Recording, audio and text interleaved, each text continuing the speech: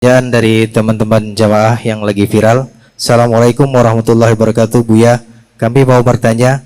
Kami sangat mencintai Rasulullah, kami mencintai Rasulullah, tapi ada kawan-kawan kami yang terpengaruh dengan viralnya masalah nasab Balawi.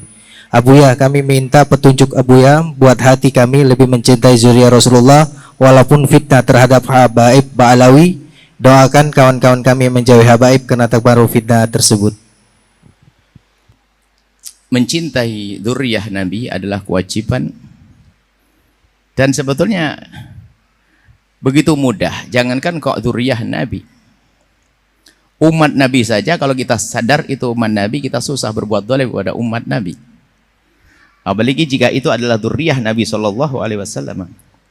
Ada masalah dzurriyyah Nabi, dikatakan al-mu'minuna musaddaquna bi ansabihim. Ulama mengatakan sekelompok orang itu kalau sudah mengatakan nasabnya kepada orang tuanya dipercaya. Anda jangan suka ngotak-ngatik siapapun. Apalagi ini kisah nasab masa lalu, ini adalah akhlak adabnya. Itu adalah seperti itu. Jadi apa?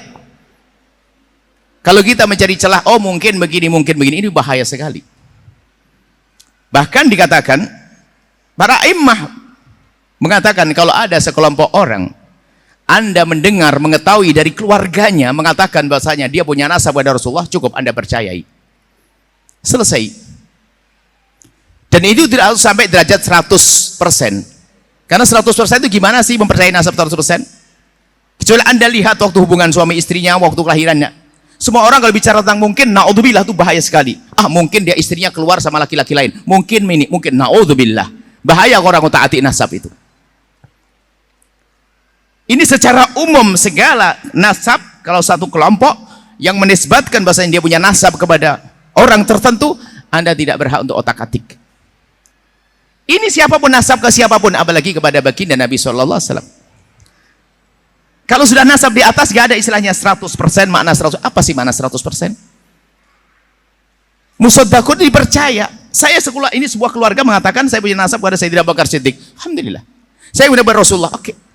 Sampai di sini. Adapun terjadinya perdebatan, wallah alam, saya tidak ingin masuk ke dalamnya, sebab karena namanya berdebatan itu biasanya yang tulus-tulus, yang nggak tulus, wallah alam, saya tidak ikut ke sana. Yang jelas kami ini rambu-rambu, ini dimanapun, kalau Anda pergi ke negeri manapun, jika ada sekelompok atau keluarga yang sudah masyhur di tempat tersebut, lalu mengatakan saya punya nasab kepada sana, musaddaquna bi ansabi, cukup sampai di situ. Ini ilmunya. Adapun masalah urusan-urusan menentukan menetapkan nasab dengan selain daripada ini namanya istifadhah. Di kampung itu sudah didengar ini nasabnya ke sana, selesai. Ada masalah yang lain-lainnya, Anda tidak semua masalah qiyafah, masalah DNA dan sebagainya. Itu bisa saja digunakan, tapi di dalam keadaan tertentu. Ada badan zaman dulu namanya qiyafah.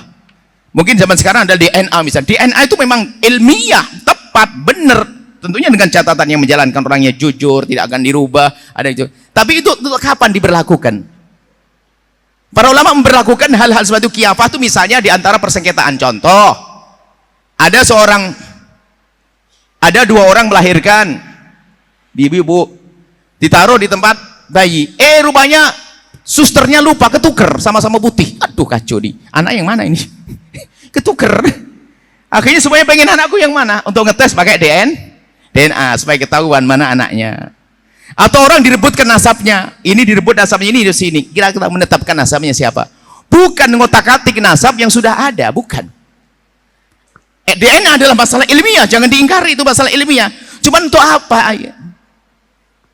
Di dalam dunia syariat ada namanya pernikahan yang syah. Selagi pernikahan sah sudah cukup. Bahkan kalau ada orang datang, ini adalah anakku, nggak usah kita punya kapan nikah, istrimu siapa, nggak perlu. Cukup dia mengatakan ini anakku, kita percaya, selesai. Selagi akal tidak mengingkarinya. Misalnya ada orang ngaku itu anakku, dia lebih tua, kan bohong. Sederhana sebetulnya. Makanya perdebatan yang panjang itu bagi kami adalah unik. Ngapain harus semacam itu? Dari dua belah pihak sampaikan, diam, sudah selesai, jangan dibahas. Umat jadi bingung. Dan saya tidak mengerti apakah omongan kami nanti dibilang, terserah Anda mau bilang saya tidak mengerti dan sebagainya. Saya bukan urusan dengan Anda yang mengatakan saya tidak mengerti. Akan tapi saya punya kewajiban bahwasanya Jika Anda mengatakan bahasanya saya ada anaknya keluarga itu, saya cukup percaya, tidak usah saya cari manakah aktemu, tidak perlu. Cukup, selesai. Sampai di sini, wahai hamba Allah. Ingat, dzurriyyah Nabi SAW agung. Dzurriyyah Nabi Muhammad adalah mulia. Kalau permasalahannya Anda marah dengan sebagian dzurriyyah Nabi misalnya, tidak boleh Anda jadikan marah kepada semua dzurriyyah Nabi. Marah satu orang mungkin bikin kesal Anda. Namanya manusia, dia bukan maksum. Anggap saja kalau ada anak-anak Anda yang bandel, masa Anda sembelih, kan enggak? Ya perlu dikasih sayangnya sederhana. Mohon maaf kepada semua yang berselisih paham dari dua pihak kelompok. Ini kebetulan pertanyaan ini baru sekarang. Saya tidak pernah membongkar masalah ini kecuali ditanyakan begini. Karena bagi saya itu enteng, tidak ada permasalahan. Kenapa? Apa yang direbutkan? Apa yang dipermasalahkan? Sudah jelas, ini sudah jelas dari dua kubu besar yang berkata itu adalah semuanya adalah sederhana. Ya selesai. Tolong Anda tidak usah bergeming. Pokoknya dikasih satu kelompok dimanapun Anda menemukan. Jika kelompok itu masyhur di kalangan keluarganya, dia punya nasab sampai Nabi Muhammad, cukup Anda percaya. Tidak usah Anda otak-atik. Selesai, sampai di sini saja. Setelah itu Anda akan tentram hati Anda, dan semoga Allah mengampuni semuanya, mengangkat derajat semuanya. Dan harapan kami kepada dua kubu yang berselisih ini, segera tenang, jangan dilanjutkan seperti itu. Ingat, umat Nabi Muhammad, kita punya kewajiban besar, yaitu menanamkan kecintaan kepada Rasulullah SAW. Ingat, dua orang memang tidak benar semuanya. Yang satu apa? Yang yakin dia tahu tidak ada hubungan dengan Nabi Muhammad, mengaku-ngaku punya nasab dengan Nabi Muhammad. Yang kedua, mendengar orang yang punya nasab dengan Nabi Muhammad lalu dinafikan. Dua-duanya adalah salah. Menafikan nasabnya orang kepada Nabi Muhammad, sementara kelompok itu sudah selama ini punya nasab diyakini kepada Nabi Muhammad, diyakini yakin don tentunya dalam hal ini. Mereka menduga nasab nenek moyang mereka kepada Nabi Muhammad, maka kita membatalkannya juga sebuah kesalahan. Atau orang dia tahu dari kemarin nasab saya ke sini, tiba-tiba ngomong kita buat sepakat ngaku Nabi Muhammad, juga bohong. Ingat, menafikan juga tidak boleh, mengaku-ngaku juga tidak boleh. Ingat, dua-duanya tidak boleh. Tolong jangan menafikan dan juga jangan ngaku-ngaku. Urusan mengaku-ngaku cukup keluarga tadi mengatakan selesai. Sudahlah, jangan ribut, hai hamba Allah. Anda malu. Kalau Anda bicara tentang DNA ilmu kafiyah, itu ada ilmunya sendiri, pemahaman. Anda baca. Alhamdulillah saya punya catatan panjang tentang ini, dan tentang masalah kiyafah kok kafiyah. Kiyafah itu adalah satu ilmu di dalam dunia agama. Kiyafah, al-kafiyah, al-kiyafah itu adalah, jadi ada satu orang bisa memahami kalau ini anaknya ini, bisa menduga dari bentuk-bentuk tertentu. Oh, ini anaknya ini, kakinya ini begini, namanya ilmu kiyafah. Kemudian DNA lebih tepat lagi. Tapi kapan itu digunakan? Bukan Anda yang sudah tahu bapaknya ini langsung, Pak, ini kayaknya saya ragu, ente anaknya bapak ini, coba saya ke DNA. Oh, ini kurang ajar namanya. Bagi orang yang bingung, ini ada anak berebutan, bapak dengan bapak rebutan, sampai disebutkan para ulama, jika ada dua orang merebutkan satu anak, jika masih bisa dikumpulkan, bisa dikumpulkan. Gambaran fikihnya luas. Contohnya gimana? Satu orang mengaku itu anakku ngaku ya, bukan menafikan. Yang satu orang itu mengaku itu anakku, kalau bisa dikumpulkan. Bagaimana dikumpulkan? Yang satu seorang bapak mengatakan itu anakku, yang satu seorang ibu mengatakan itu anakku, langsung katakan, oh mungkin dulu pernah nikah. Selesai. Kan gampang ilmunya. Kalau ini bapak ngaku anaknya, baru nanti kiyafah itu diterapkan. Ilmu kiyafah. Ilmu DNA tadi diterapkan, baru dites DNA mana yang cocok. Urusan ini ya hamba Allah. Jadi tolonglah ya, jangan masya Allah, saya sedih. Makanya kami tidak terlalu masuk dalam hal ini.